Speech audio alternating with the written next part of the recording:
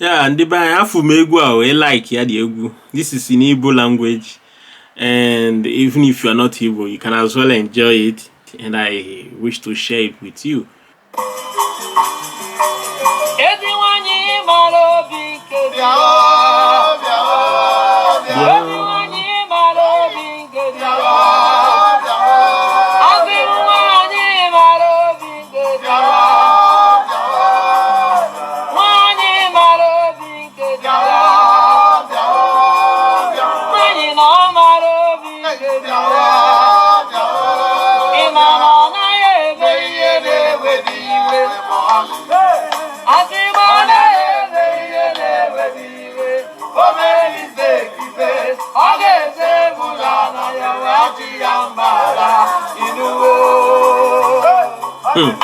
Can emerito? A man will receive a good wife tonight. Amen. A wife that you will enjoy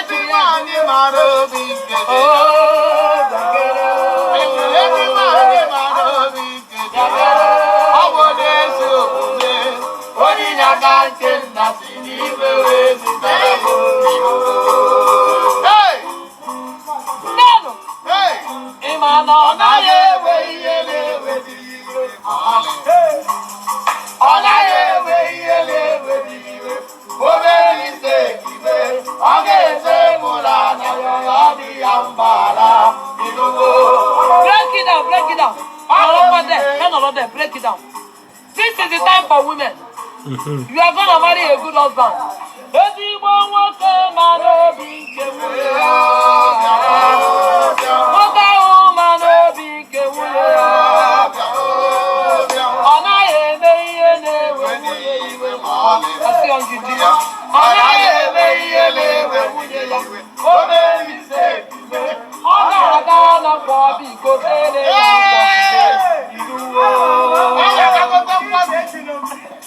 For some of you who may see this video and you don't understand Igbo, the song says, the song is talking about men and women that knows the heart of their spouse. It says that if they don't do what will offend their spouse, and if eventually make mistake, they will reconcile.